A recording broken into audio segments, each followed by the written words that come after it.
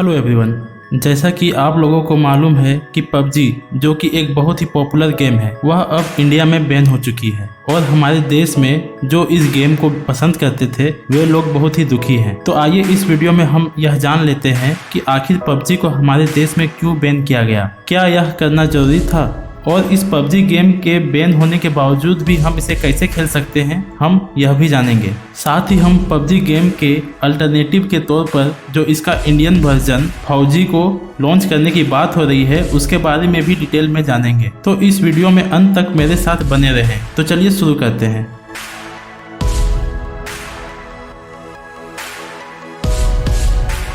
दोस्तों, मैं आपको थोड़ा इसके बैकग्राउंड के बारे में बताता चलूं कि ये जो पबजी गेम है इसे आयरलैंड के एक व्यक्ति ने, जिसका नाम ब्रेंडन ग्रीन है, उसने साउथ कोरिया की एक कंपनी ब्लू होल के साथ मिलकर पबजी गेम को डेवलप की थी, जो कि एक डेस्कटॉप गेम थी। यह गेम लॉन्च होते ही दुनिया भर में काफी पॉपुलर होने लगी और लोगों को काफी पसंद आने लगी, लेकिन यह गेम चाइना में बैन थी। तो बाद में चाइना की एक कंपनी टेंसेंट ने साउथ कोरिया की उसी ब्लू होल कंपनी के साथ मिलकर पबजी मोबाइल गेम को बनाई, जो कि स्मार्टफोन यूजर्स को ध्यान में रखकर बनाया गया था, जिसके कारण इस गेम का यूजर बेस काफी तेजी से बढ़ा और यह गेम काफी पॉपुलर भी हुई। लेकिन आपको बता दूं कि यह पबजी गेम चाइना में बैन है लेकिन इंडिया में काफी पॉपुलर है और सबसे ज्यादा खेले जाने वाला गेम भी है। चाइनीज गवर्नमेंट का यह मानना है कि यह एक वायलेंट गेम है और यंगस्टर को नेगेटिवली इम्पैक्ट कर सकती है। अगर कुछ रिपोर्ट्स की माने तो चाइनीज गवर्नमेंट ने यह मेंशन किया है कि people will not be able to focus on their careers because of this game, और इस गेम के प्रति एडिक्टेड होने का डर भी इसका चाइना में बैंड होने का एक प्रमुख कारण है। अब अगर हम इंडिया की बात करें तो जब कुछ दिन पहले पबजी सहित 118 ऐप्स को हमारे देश में बैन किया गया था तो तरह तरह की मिली जुली रिएक्शंस देखने को मिला। जहां इंडियन पेरेंट्स ने इस पर खुशी जाहिर की, वहीं कई पबजी यूजर्स का गम के मारे बुरा हाल हो रखा था और कई गेमर्स ने यह खुलकर माना कि दुख तो हो रहा है, लेकिन जब बात देश की सेफ्टी और संप्रभुता की हो तो पहले देश है फिर कुछ और। इंडियन गवर्नमेंट की तरफ से अब तक कुल 224 ऐप्स को बैन किया जा चुका है, जिसमें टिकटॉक, शेयरइट, गेम स्कैनर जैसे पॉपुलर ऐप्स भी शामिल हैं और अब इसमें पबजी का भी नाम जुड़ गया है। दोस्तों, हम जब भी अपने स्मार्टफोन में कोई ऐप्स डाउनलोड करते हैं और उसे अपने फ़ोन में इंस्टॉल करते हैं तो हमें उसे यूज करने से पहले एक काफ़ी लंबी टर्म्स एंड कंडीशंस को एक्सेप्ट करना पड़ता है, जिसे पढ़ना थोड़ा प्रैक्टिकल सा नहीं लगता है और हम उसे बिना पढ़े ही आई एग्री बटन पर क्लिक कर देते हैं, जिसके कारण जाने अनजाने में हम अपनी फ़ोन की डेटा की एक्सेस इन ऐप्स को दे देते हैं, जिससे कि हमारे डाटा की प्राइवेसी का खतरा बना रहता है और उनका गलत इस्तेमाल भी हो सकता है। तो इन्हीं सब कारणों को देखते हुए भी हमारी सरकार ने पबजी सहित 118 ऐप्स को बैन करने का निर्णय लिया है, ताकि हमारी देश की सेफ्टी और सॉवरेनिटी पर आंच ना आए। हमारे देश में चाइना की प्रोडक्ट्स को बैन करने की, उनका बहिष्कार करने की बातें होते ही रहती है, क्योंकि चाइना डंपिंग में बिलीव करता है। वह पहले तो बहुत ज़्यादा माल सस्ते दामों में मार्केट में उतार देता है और वहाँ की लोकल बिजनेस और मैन्युफैक्चरिंग यूनिट को बर्बाद कर देता है और बाद में वह प्रॉफिट जनरेट करता है, क्योंकि वह पहले ही वहाँ की मैन्युफैक्चरिंग यूनिट को खत्म कर चुका होता है, जिसके कारण जो लोकल फैक्ट्रीज के ओनर हैं वह भी अपने फैक्ट्रीज को बंद करके चाइनीज प्रोडक्ट की ट्रेडिंग शुरू कर देते हैं, क्योंकि इनकी खुद की प्रोडक्ट्स मार्केट कंपटीशन में सर्वाइव नहीं कर पाती है। इस वजह से यहाँ के लोगों को भी काम नहीं मिल पाती है, क्योंकि लोकल फैक्ट्रीज भी बंद हो रही हैं, जिसके कारण बेरोजगारी भी बढ़ रही है और लोकल लेवल में बिजनेस पर भी बहुत बुरा असर पड़ा है। तो हम इस बात को समझ सकते हैं हमारे देश के लिए स्वदेशी अपनाना, खुद की लोकल मैन्युफैक्चरिंग और बिजनेसेस को सेटअप करना कितना ज़रूरी है और इसका कंट्री के ग्रोथ में कितना अहम रोल होता है। अगर हम इन ऐप्स की बात करें तो मैं आपको बता दूं कि अभी किसी भी टेक कंपनी के लिए भारत एक बहुत ही बड़ा बाजार है, क्योंकि यहाँ की पॉपुलेशन बहुत ज़्यादा है और स्मार्टफोन यूजर्स की संख्या भी बहुत तेज़ी से बढ़ रही है और कोई भी कंपनी इतने बड़े यूजर बेस को खोना नहीं चाहती है, क्योंकि यहाँ से उन्हें काफ़ी ज़्यादा रेवेन्यू जनरेट होती है। अगर केवल पबजी की बात करें तो यह इंडिया की टॉप रैंक्ड गेम है। इसका सबसे बड़ा मार्केट इंडिया ही है। हमारे देश में पबजी गेम को 17 करोड़ से अधिक बार डाउनलोड किया गया है। 5 करोड़ से अधिक मंथली एक्टिव यूजर्स हैं और 1 करोड़ से भी ज़्यादा डेली यूजर्स हैं। लेकिन पबजी समेत 118 ऐप्स को बैन करके हमने चाइना को यह कड़ा संदेश दे दी है कि देश की सेफ्टी, सिक्योरिटी और सोवरेनिटी से बढ़कर कुछ भी नहीं है। गवर्नमेंट के लिए इन ऐप्स को बैन करना तो आसान है, क्योंकि इससे यहाँ की एम्प्लॉयमेंट पर ज़्यादा प्रभाव नहीं पड़ता है और मार्केट भी डिसरप्ट नहीं होता है। लेकिन यह केवल एक शॉर्ट टर्म सॉल्यूशन है, यह एक परमानेंट और लॉन्ग टर्म सॉल्यूशन नहीं है, क्योंकि इन ऐप्स के अलावा अगर ट्रेड पर भी बैन लगानी पड़े तो इससे हमारे यहाँ की जो फैक्ट्रीज हैं, मैन्युफैक्चरिंग यूनिट्स हैं, जिनके कुछ सामान चाइना जैसे देशों से भी इंपोर्ट होती है, और साथ ही जो यहाँ के ट्रेडर्स हैं, बिजनेसेस हैं, उन्हें भी काफ़ी नुकसान होगा। तो इसका परमानेंट और लॉन्ग टर्म सॉल्यूशन यह है कि हम अपने आप को डेवलप करें, वोकल फॉर लोकल बने, यानी अपने आसपास के लोकल बिजनेसेस को सपोर्ट करें। यहाँ की कंपनीज अपने प्रोडक्ट क्वालिटी के साथ साथ कस्टमर सर्विस को भी इम्प्रूव करें और साथ ही एंटरप्रेन्योरशिप स्किल्स और इनोवेशंस को बढ़ावा देने की भी ज़रूरत है।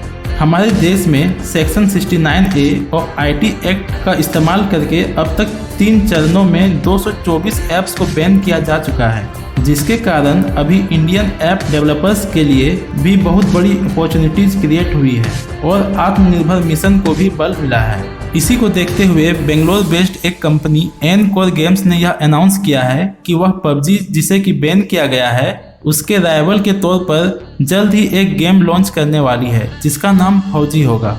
अक्षय कुमार, जो कि एक राष्ट्रवादी नेता के तौर पर जाने जाते हैं, उन्होंने इस नाम का सुझाव दिया है और एनकोर गेम्स के फाउंडर विशाल गोंडल के अनुसार अक्षय कुमार के मेंटरशिप में ही इस गेमिंग ऐप को डेवलप किया जा रहा है।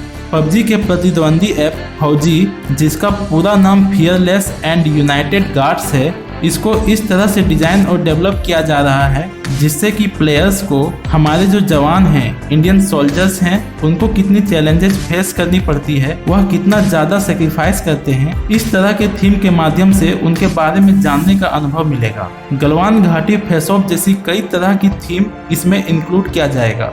जैसा कि फौजी को पबजी का राइवल बताया जा रहा है, मतलब कि इसे पबजी की तरह ही या उससे भी अधिक थ्रिल और रोमांच से भरपूर बनाया जाएगा। हालांकि इसका पता तो फौजी गेम के लॉन्च होने के बाद ही चलेगा। अभी इसे कब रिलीज किया जाएगा इसके बारे में कोई फिक्स्ड डेट की जानकारी नहीं दी गई है। हालांकि माना जा रहा है कि यह अक्टूबर महीने तक लॉन्च कर दी जाएगी।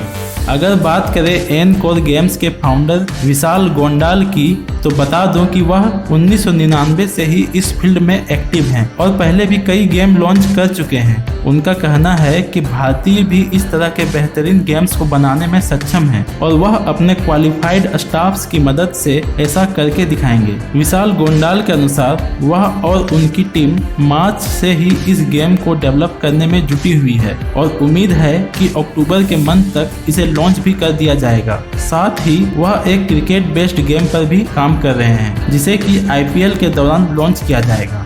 फौजी गेम की सबसे बेहतरीन बात यह है कि जो इससे रेवेन्यू जनरेट होगी उसका 20% भारत के वीर ट्रस्ट को दिया जाएगा, जिससे कि शहीदों के परिवारजनों की काफ़ी मदद होगी। तो इससे अच्छी बात और क्या हो सकती है। आपको बता दूं कि भारत के वीर एक फंड राइजर इनिशिएटिव है, जिसे इंडियन पैरामिलिट्री फोर्स के शहीद जवानों के परिवारों की मदद के लिए बनाया गया है, जिसे राजनाथ सिंह और अक्षय कुमार द्वारा लॉन्च किया गया था, जो कि मिनिस्ट्री ऑफ होम अफेयर्स के अंतर्गत आती है। आपने यह देखा होगा कि जो ऐप पहले बैन की गई थी, अब उनकी भी अल्टरनेटिव्स आने लगी हैं। जैसे अगर हम टिकटॉक की बात करें तो इसके जगह चिंगारी, मौज, मित्रों जैसी कई ऐप्स ने ले ली है। ठीक इसी प्रकार पबजी के जगह भी कई सारी ऐप्स हमें आने वाले समय में देखने को मिलेंगे। इसका ताज़ा उदाहरण फौजी है।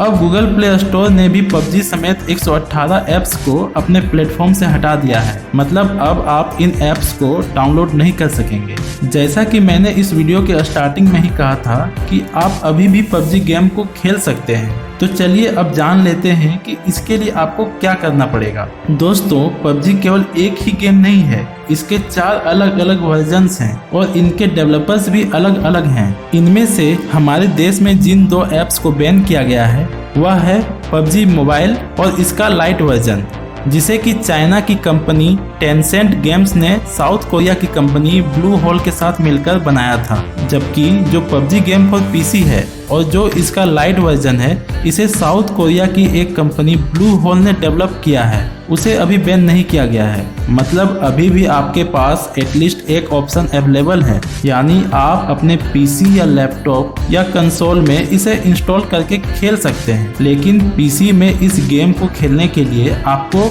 इसे करीब 1000 रुपए देकर खरीदना पड़ेगा, क्योंकि यह पेड गेम है। आप इसे अगर परचेज करना चाहते हैं तो आप इसके वेबसाइट PUBG.com में जाकर स्टीम पर PUBG को 999 रुपए में खरीद सकते हैं। स्टीम एक क्लाउड बेस्ड गेमिंग लाइब्रेरी है जहां पर हजारों गेम्स अवेलेबल हैं और आप इसके बाद भाया स्टीम PUBG गेम को खेल सकते हैं और आपको PUBG फॉर पीसी गेम में कमाल का अनुभव भी मिलेगा। पीसी के साथ साथ आप PUBG को Xbox और प्ले स्टेशन पर भी खेल सकते हैं।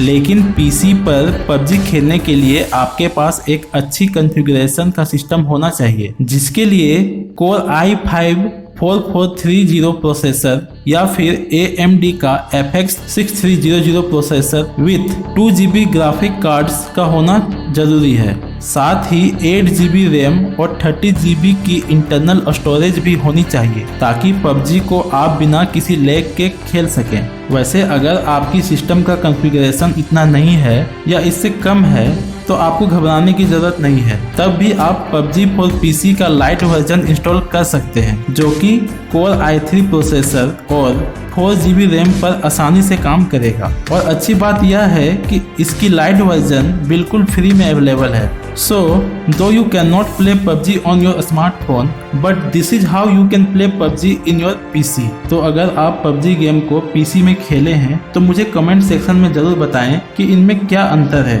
और किसमें खेलना ज़्यादा अच्छा लगता है, मोबाइल या PC। तो इस वीडियो में इतना ही। अगर आप नए हैं और इस चैनल को सब्सक्राइब नहीं किए हैं तो प्लीज़ इस चैनल को सब्सक्राइब कर लें, और अगर वीडियो अच्छी लगी तो इसे लाइक करें, अपने दोस्तों के साथ भी शेयर करें। Thank you, see you in the next video.